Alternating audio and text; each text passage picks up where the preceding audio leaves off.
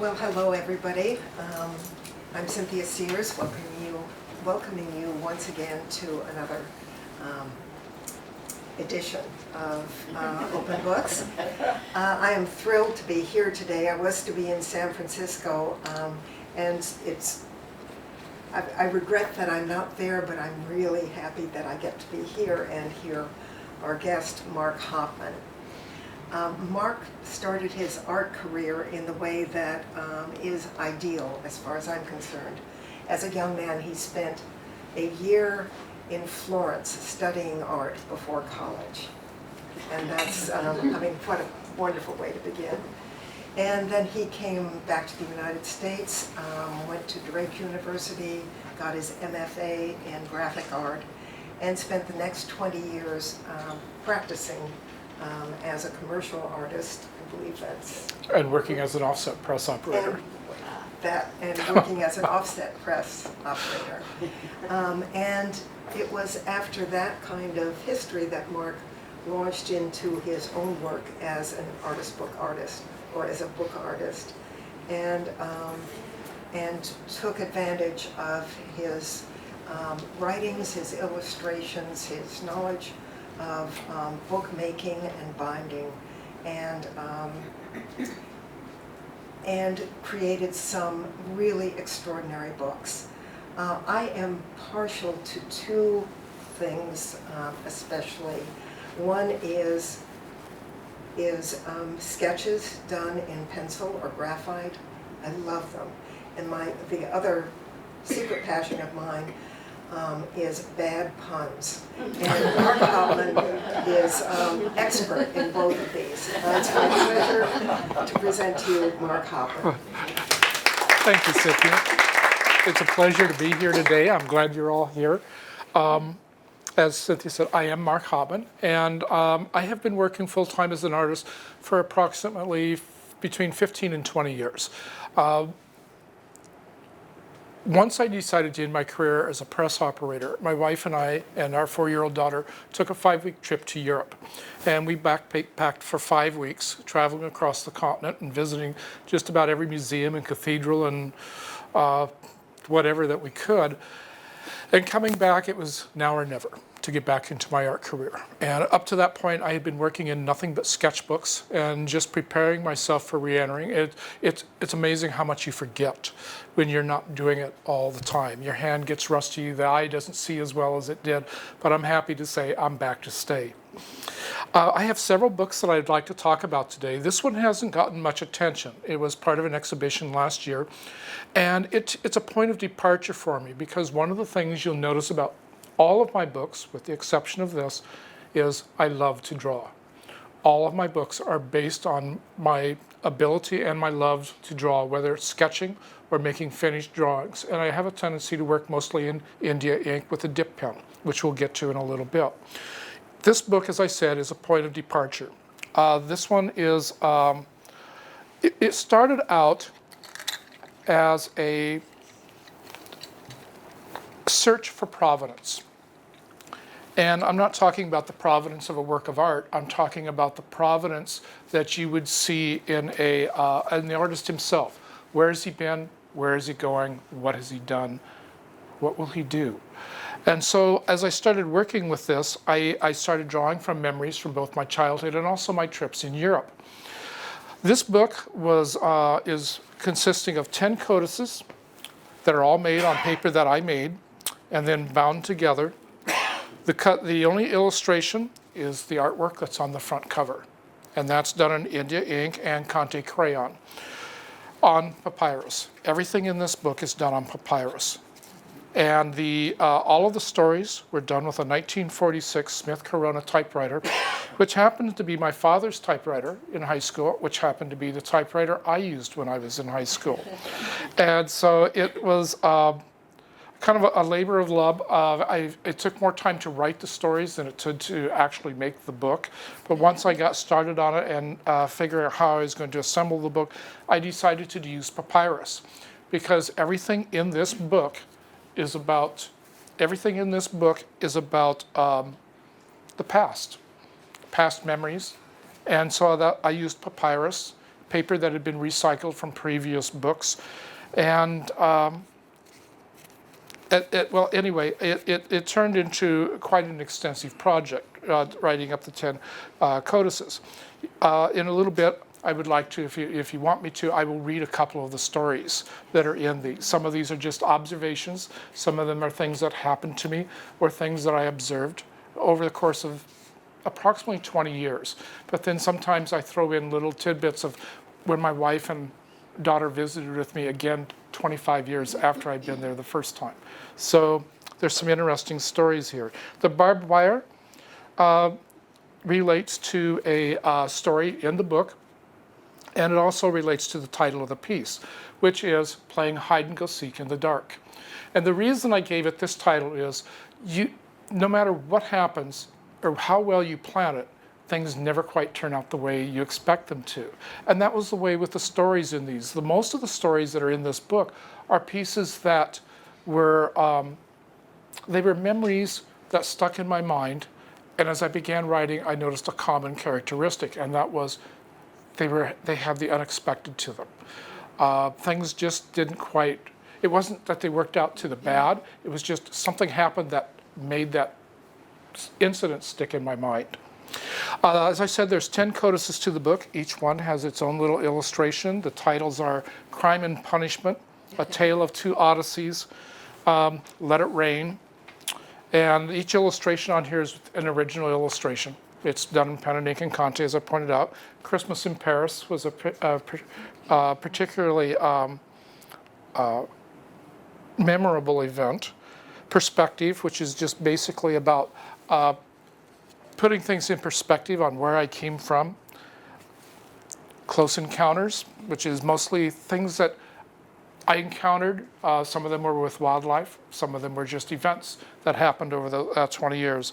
Games, again, the barbed wire. And then we have District 40. Most people do not know that I went, and you can't tell, I hope, that I attended the first 7 years of school in a one-room country schoolhouse in Nebraska with 7 other students. Most of us were related. And my brother and 3 cousins, and then some neighbor kids from down the road. And up until 1960 in the state of Nebraska, this is the way it was. There was a school district about every 6 miles with about 7 to 8 students. And it was based on how far a child could walk to school. And that was what governed the distance between each school. So anyway, going on, there was also Animal Farm, which tells you a few stories. Then, of course, Ghosts, which is one of my favorites. So if you'd like, I was planning on reading one from Games and also one from Let It Rain. So if you'd like me to read that real quick before we move on to the next book. This one is Let It Rain. It was an event that happened in Florence, Italy, towards the very last of my stay there. And you have to forgive me, typewriting on papyrus is not the easiest thing to read. Kind of like hieroglyphics that are a couple thousand years old. Obtaining speechly is difficult, as the value of metal used in coins grows higher than the value of the lira.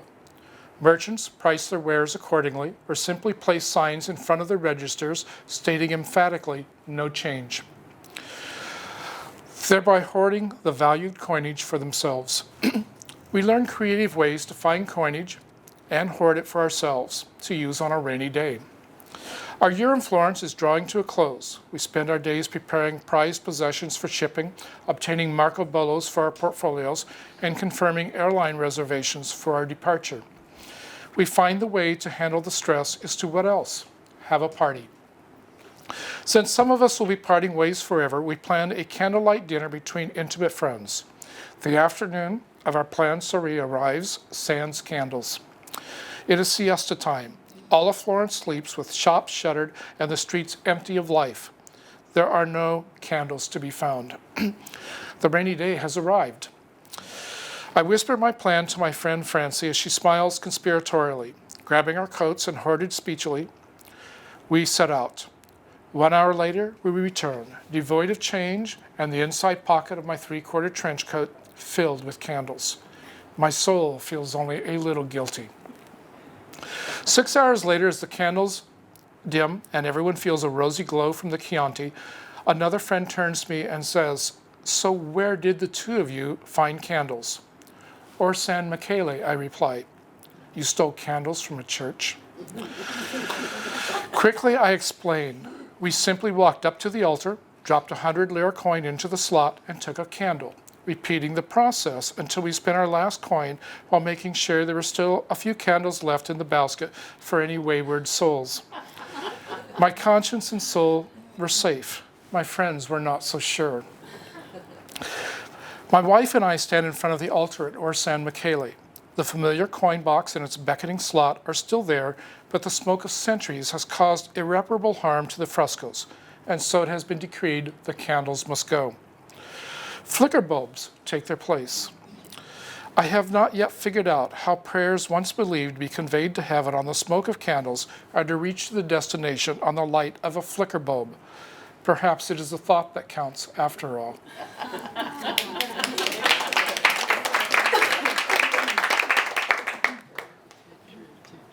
The next one I was going to read is from the book Games. I'm just going to leave that there. And Games, the one with the barbed wire, of course. And this story is not about the barbed wire, but it is, let's see.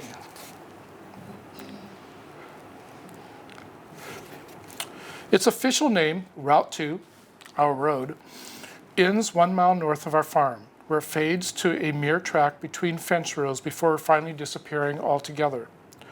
Summer showers have filled the ditches the day before as we and our cousins wade knee-deep in the water in search of pollywogs, hatched as if by spontaneous generation from the mud. 6 miles in the distance, a nebular cloud of dust hovers in the summer air, forestalling someone is coming. Visitors are rare and strangers rare, and so to our minds, something to be celebrated. Dropping our buckets of unhappy tadpoles, we line the road to greet the newcomers as the car with black and orange license plates proclaiming they are from the land of New York approaches. It roars past, its occupants agape at the sight of 5 gloriously filthy urchins acting as unofficial ambassadors of the land, hopping, whooping, and waving their arms in greeting. The car passes from sight, leaving us standing in a choking cloud of dust. Giggling, we scramble back into the water to replace our escaped collections of soon-to-be amphibians, the strangers from a far-off land already forgotten. Of course, I could stand and read all of these. I don't know if the plan is to eventually put this in a bound form and publish it, or just, it keeps growing. I keep adding more and more stories to it. Right now, there are about 30 stories in these 10 codices. And as I said, I could go on. There's more coming. And some of them you remember. You've forgotten over the years. And you go, oh yeah, I remember that. So this is playing hide and go seek in the dark. And just to explain to you, the reason that I titled it Playing Hide and Go Seek in the Dark is that is exactly what we were doing. Every summer or every spring, because we were such a small school, this country school teacher would take us in and we would spend a night on their farm, which was on the South Platte or the North Platte River. And the reason she would take us in is we had so few books that we would go make a special trip to the public library and pick up 40, 50 books. And of course, we would devour these things. And the next month, she would take them back and then bring them home. But twice, we would get to go visit their farm. And we were playing hide and go seek in the dark. And it's not like playing in the dark here in Tacoma or Seattle. It is absolutely pitch black at night. You turn off the yard light and that's it. You have nothing to tell you where you're going. And of course, I was the one who ran pell-mell into a barbed wire fence. And it is something you always remember. I still carry scars from it because I was running hard. It wasn't just groping out there trying. You just forget what you're doing and just enjoying yourself and kids having fun. So anyway, it's based on a story, and it's also, as I said earlier, it's based on the fact you never know exactly how things are going to turn out, no matter how well you plan them. So anyway, this was playing hide and go seek in the dark. And it is, so up to this point, it is a unique piece. If I do it again, it will be as a published book and not this. I don't have no plans of making volume 2. And what did you use for the spine? Pardon? What did you use for the spine on your books? On the It'll spine, sort of that like is burl just up or jute not. tape. It's just jute. You can buy it at the ribbon section at a fabric store. Okay. And it is made from jute. I wanted to use as primitive materials as possible for the piece. And the paper was made in the course of 2 days. I made the decal molds myself and would pour the paper into it. It's very thick. It's called a rustic finish. And I use no press. I simply let the water drain out, and when the water has drained, I simply remove the decal board and then just lift the paper out and put it on a couching towel. And then let it dry naturally. I do not press any of the water out, so I don't get a flat surface. And what you get is what you get. The next book is a piece titled A Journey. And like Playing Hide and Go Seek in the Dark, both of these books, which are the two of the latest books I've done, other than the two that are in exhibition currently running at the University of Puget Sound, these are unique books. They're one of a kind.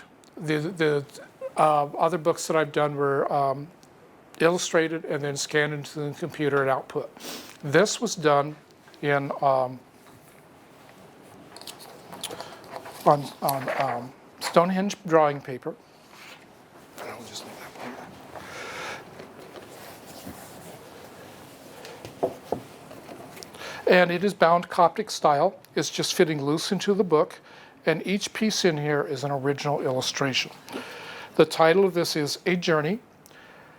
And it is about, well, it's a collection of 18 years of taking photographs and watching our daughter grow up.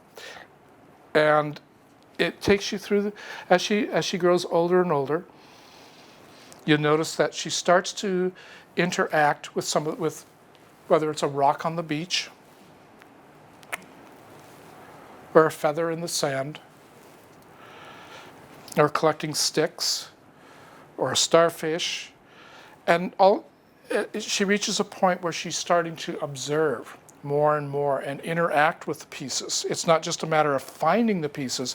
Now she's doing things with them and she's studying them until she starts to draw pictures in the sand and creating works of art from the pieces that she has discovered.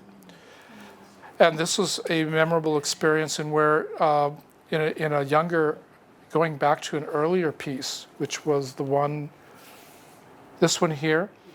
It was a cold, blustery day on the beach, and she didn't know what to do. It was not a fun day. It was, we were all bundled up, and I gave her a stick, and then I took the stick from her and drew a picture in the sand, and you saw a light bulb come on. And for the rest of the day, she followed us until we looked behind us, and she was probably a quarter of a mile behind us, nothing but pictures of unicorns and girls and sunshine and rainbows and happy faces. It's just for a half mile down the beach, just nothing but pictures. And then, of course, the two things start to happen here. The artwork, or the things that she interacts with, become more and more complex. Instead of just a face in the sand with rocks, now she's building things, and something else starts to happen. She starts getting smaller and smaller as she's moving away, until finally she reaches a point where nothing is left but the reflection. And you'll notice that at the beginning of the book there was some sand dunes, and now we have footprints in the sand dunes showing where she has passed, and that is the end of the book. Beautiful tribute to her. Pardon? What a beautiful tribute to your daughter. She does not know this book exists. She really doesn't. She would probably be upset knowing that that all of you people were here staring at her or watching her, so to speak. I don't know. She would not like that very well. Something I want to point out about my books, and something that I neglected to do, I meant to do it earlier and forgot, and that was, I mentioned that I love to draw. And all of my books are based on that fact. And so for every book that I do a sketchbook. And so this is the sketchbook that accompanied Playing Hide and Go Seek in the Dark. And I'm going to pass these around so everyone can look at them. And they take you through pretty much to the journey's end for that particular project and then go on to other pieces. But this was the sketchbook for playing hide and go seek in the dark. And I do not have a sketchbook for this because I was working from memory and also from photographs that already existed. So I didn't need to do a sketchbook. I had a pretty clear idea of what I was going to do. I think the hardest part about designing these books, whether it's playing hide and go seek in the dark or a journey, is the pagination. What is the final product going to look at? The order that it's going to go in. And so I always make up dummies, and I'm changing things around continuously, and oftentimes the project doesn't end, even the project itself doesn't even end up where I originally intended it to, because you just don't know. Things change, things morph as you go along. This certainly didn't. It was going to be much smaller, and then I realized that I wanted to keep it separate from my sketchbooks. I don't mind working small when I'm sketching, but when I start to finish drawing, I want the drawings to be a little bit larger. These are some of the tools that I use when I'm working and making my illustrations. I prefer traditional methods. Of course, my books, 2 of my books have been digitally reproduced, which meant I had to make the illustrations, which most of you saw in the portfolios that were laying out on the table. And once it's scanned in, then I output it and create the book itself. But before I get to that point, I have to create the illustrations. And almost all of my illustrations are done with dip pens and India ink. I use some other methods. I use white chalk sometimes, or white colored pencil. And another one of my favorite mediums is, and I can pass these around if anybody wants to look at the tools that I use. And the other thing I use is Conte crayon. I love Conte because of the texture of it. And this particular set of Conte crayons you cannot buy here in the United States. My wife and I discovered these in a Winsor Newton store in Salisbury, England. And it is a set of 12 Conte crayons, 6 warm grays, 6 cool grays. You can find 1 or 2 of the individual colors here in the States, but you will not find the set. And I have never yet found the entire set.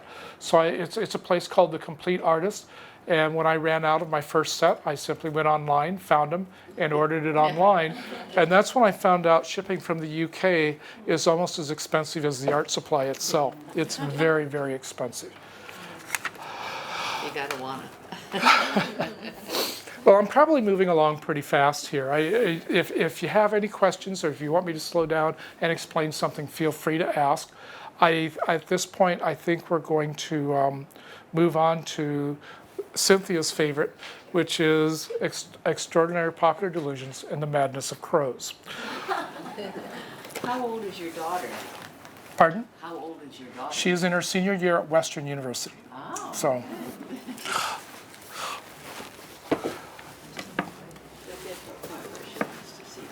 But She'll get to a point where she wants to see it. yeah, eventually, someday. This is a 2-piece project. There are 2 different sizes of this book. One's large and one's small. They all come in a wooden box. And like many of my books that I output digitally, no 2 books are alike. The insides may be the same, but they're created in different ways.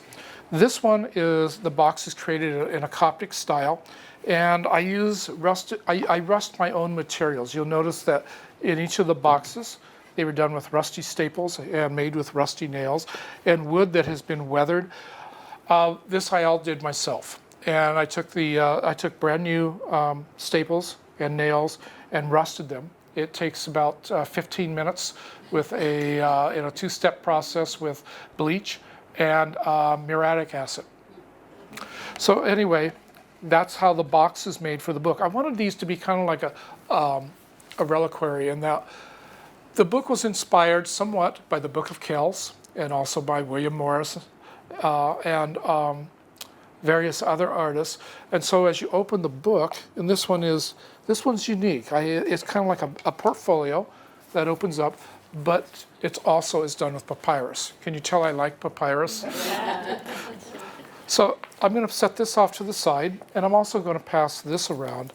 This is the sketchbook that was created before I started the book. Before I get too much further, I suppose I should give you a little background into how these books came about, or came into being. The original sketch, the very first sketch that I made that set me on this path, was made almost 10 years ago. And it was a small, little, nondescript bird. He's not quite as refined as what you see in the book, but he's been reduced to that geometric shape, just a simple triangle. The one thing to remember about the crows that are in these books is they are asexual. You cannot tell if they're male or female. You can't tell if they're coming or going. And as I said, they're a simple geometric shape, which opens up endless possibilities. Once I made that, then I started, here, I'm going to pass that around in the opposite direction. I started doing these at shows and festivals. And they're just crows. They're almost a cartoon, but they set me on the path to this. In case none of you know, this is a crowbar. So there's a lot of play on words that follow through to the books, and people would commission me to do these. And so there's several crowbars running around, and I saved one. And sometimes I would add things. Something when I started out, I would make the female crow a white crow. And of course, she would have a glass of wine in front of her, and then there was the guy with the beer, the dark crow. And after a while, I said, it doesn't really matter. Anyway, I'll let you pass that one around as well. I was going to say, some of these have a distinct Escher look. Some do, and Influenced by Escher. there will be in this. You will see some definite ones. I think, in fact, I have saved myself so much time. I could almost show you the entire book and just go page by page. So let me get this. And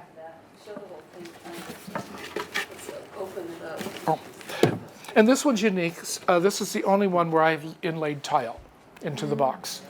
Each box is different. Some I use rusty latches or whatever, and then.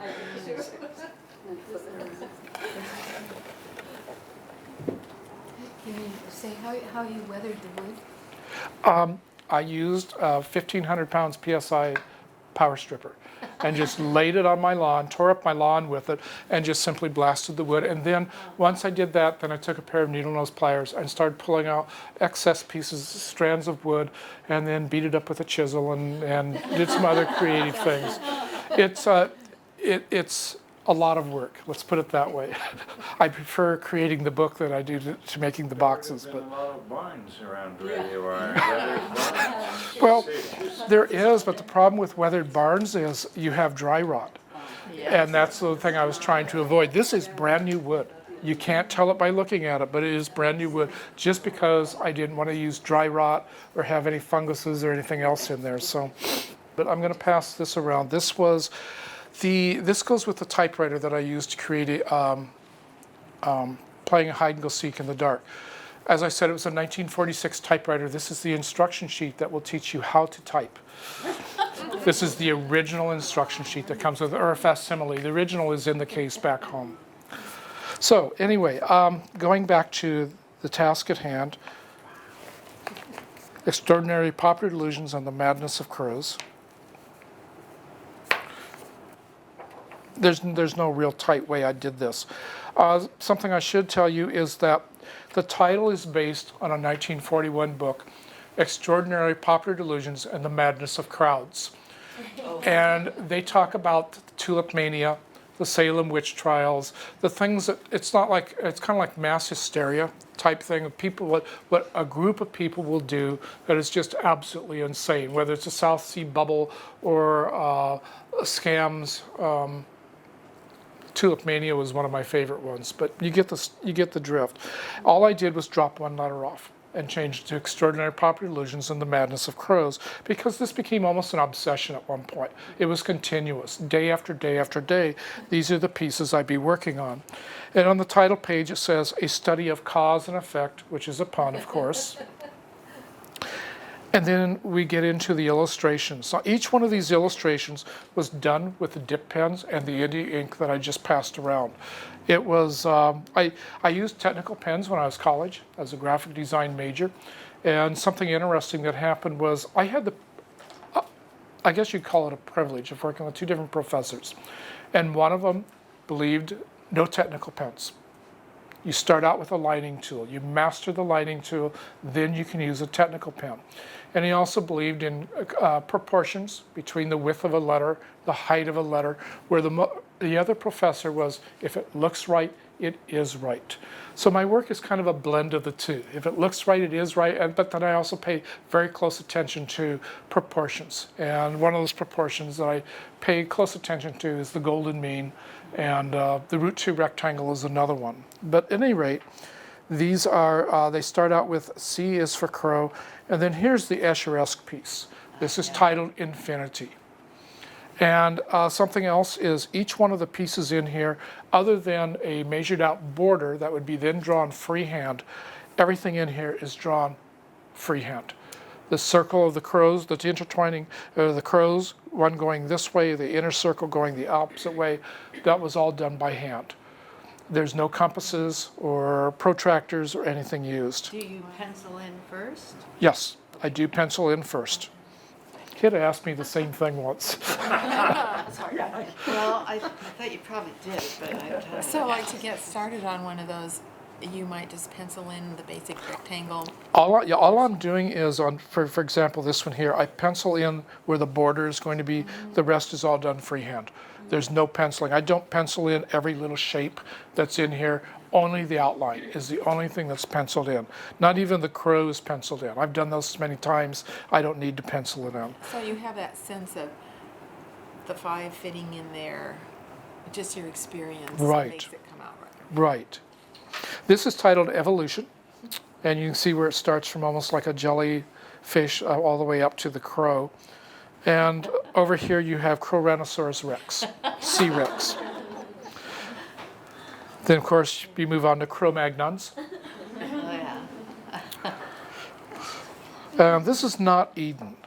And what it is, if you look at the snake, you can see where the shapes of crows that he has digested. And of course you have, everyone blames Eve for the fall of man in the Garden of Eden. Here they had some help. It wasn't just one, it was both of them helping each other to reach that apple. You move on to the Rosetta Stone. Over here you have the symbols of Upper and Lower Egypt, and the Disc of Aten giving the rays of light or life. There's a lot of hidden things. Not everything is spelled out. This is not a cartouche, it's a crotouche. And the crotouche, you'll see the Egyptian words for crow, and then at the bottom, rather than a lucky scarab, you have an unlucky scarab being pulled in part by 2 crows. Also on the Rosetta Stone, you'll notice that this is not cuneiform text at the top, it's croneiform text. And you'll notice each wedge-shaped mark is in the shape of a crow footprint. Yin and yang, that's kind of self-explanatory. A haiku, and you have the 575 sitting on the line, which is a haiku in itself. And then of course, over here, I wrote a haiku. And this is based on one day waiting for my daughter when she was still in elementary school. I watched a crow that would fly up about 30 feet in the air and drop a walnut, and then dive and stop the walnut on its first bounce. It was amazing watching him. And he would just literally plummet to the ground, spread his wings at the last second, take one hop and stop the walnut with its beak, and then take it up and repeat the process. You have the 4 elements, earth, air, fire. And you look closely, you can see just a little bit of a horn there at the top of the crow.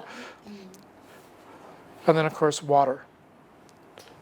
And I was able to you can take the little arabesques that I use in a lot of my designs and again make any textural background you want with them, just as you can put the crow in almost any design motif that you want. Moving on from the 4 elements.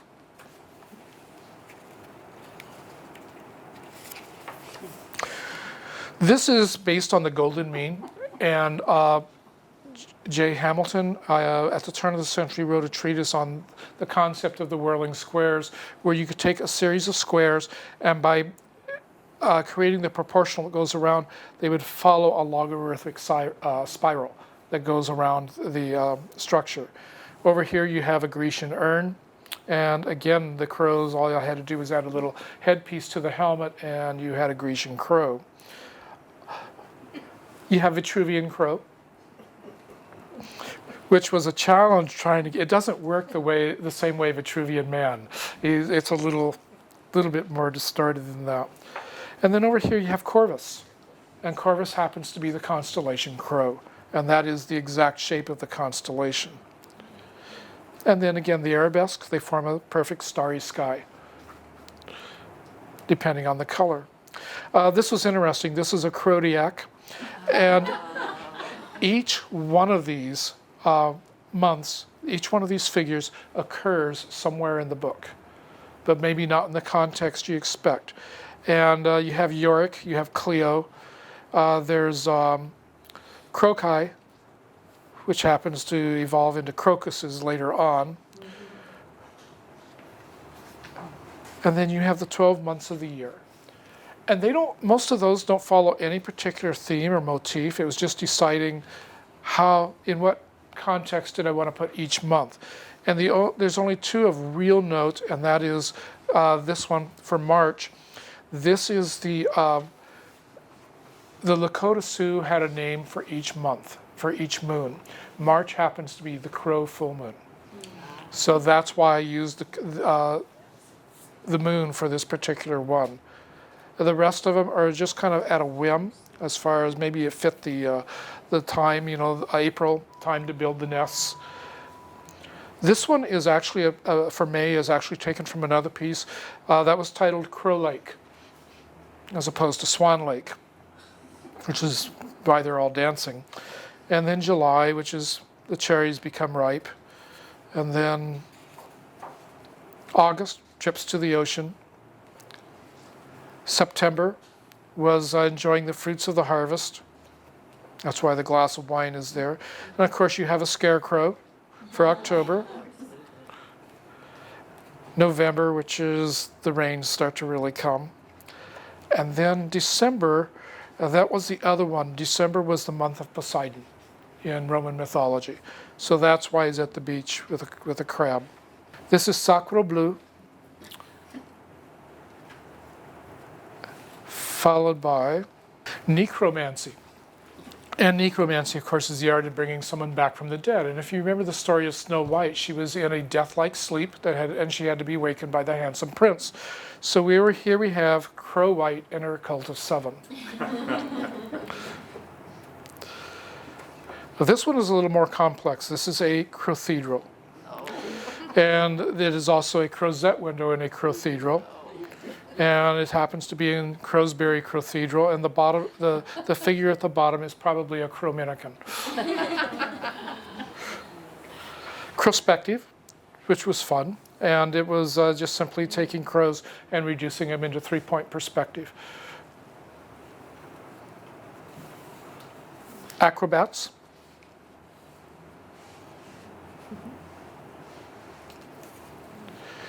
This is alas, poor Yorick.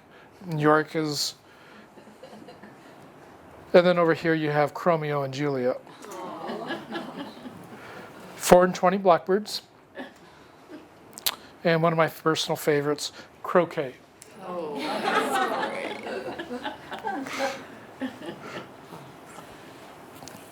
This is a Cheshire crow.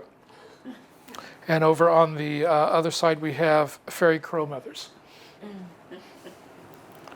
This one was interesting. It came to me while driving around Pullman. We were visiting colleges that my daughter would like to attend. And this one came to me sitting at a stoplight, just out of the blue. And it was all I could do to wait until I got home to draw it. Some of these came out of a lot of thought. Others just came on the spur of the moment. And it was drawn in one. I didn't even sketch it or lay it out. I just started drawing.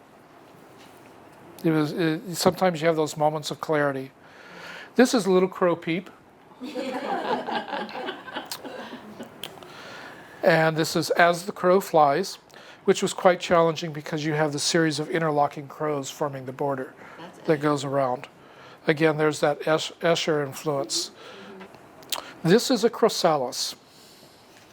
And again, that shape of the crow, I was able to take the crow and make a butterfly using the 4 different crow shapes.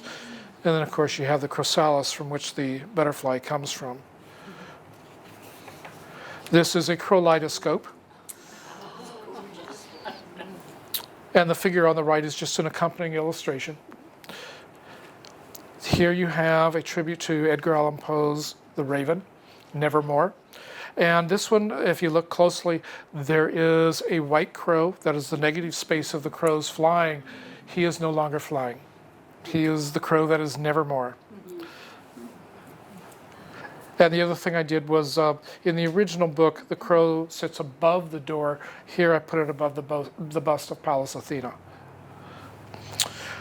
You have the 4 seasons, and for the 4 seasons, I decided to use Stonehenge as my inspiration for the side illustration, showing Stonehenge at various times of the year during the spring equinox or the fall solstice and the equinoxes. And over here, of course, for spring, you have crocuses. Summer, another vision of Stonehenge, and of course, it's just basically worshiping the summer sun.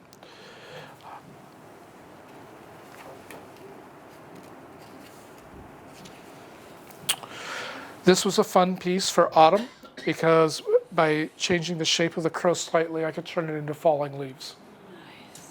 All I needed to do was twist it. And then, of course, you have the dead of winter, the 2 crow's feet sticking up from a snowdrift. This is, on the main illustration, is a racrophobia. And the illustration on your left would be a Rorschach test. Of course, you have to have Vincent Van Gogh and friend. And this conspiracy seemed to go well with a murder on the Orient Express. And as you all know, a flock of crows is called a murder. Psychedelic. And of course, you have to have your lava lamp and paisley print over here to go with that.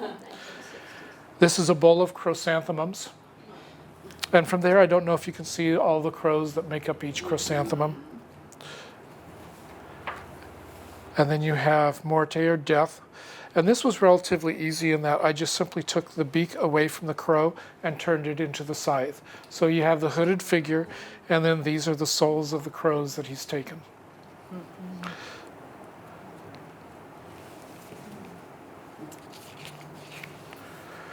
This is the Apocalypse. And of course you have your pale rider up here. And then the armadillo serves no purpose other than the fact that I suppose if you saw an armadillo up in a tree, it must be the end of the world.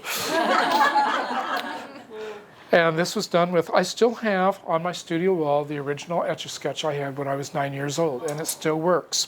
So here I took a Etch-a-Sketch and turned it into a Crow-a-Sketch, I guess, and drew it to make it look like it had been done on an Etch-a-Sketch. And then, of course, you have the last piece over here, and the final thing that says, yes, but is it art? Wow. And that's the book. I think there's a couple of pieces I missed that are somewhere in there, but I'll leave that to you to discover on your own if you ever get the chance to go through this book at another time. Chromosome. Pardon? Chromosome. I still didn't hear that. Chromosome. Chromosome, yes.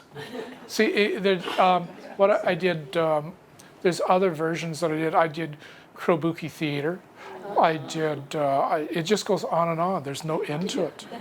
Well, it's all Croatian. Did anybody have any questions? Hit it. Your sketchbook, not a single page cut out every page. And just sit down and draw a perfect drawing? How does that work? Where's the erasure in I'm there? cutting page after page. I mean, I make sketches and then I say, oh no. I this think part of it is was drawing. because I had done so many of these things before I started this sketchbook for this project that I could just simply go in. I think the hardest things were doing the concentric circles. You know, I think that's the one that required the most time in doing. But once you get going, something that's interesting is the pieces like the ones for death. And you start doing the crows, you notice that there's one going in the opposite direction on each row. Once you start drawing, they just happen. And it was the same thing with the concept of the whirling square with the golden mean. Once you start drawing, I didn't have to do it by pencil. They just automatically started getting smaller and smaller as they went around. Things just happen. No, right. And then most of you saw I brought the illustration, or the original illustrations in for some of the pieces, because some people here, so you're digitally outputting this, you're putting this into your computer. Oh, so these are computer generated images. They're not. I have to bring in the original illustrations to show these are the original illustrations that were scanned into the computer from which I created the pages, from which I created the books. So. Well, thank you so much, Mark. One thing I forgot to say in the introduction is that Mark is the president of the PSBA, Puget Sound Book Artists Guild. And I think we had a real treat. I really loved Mark guiding us on this tour through his books. And I know we're going to head down to the bistro where I'm sure they're serving Crow Madame and Crow. And I hope you'll all join us. Thank you. Thanks, everybody.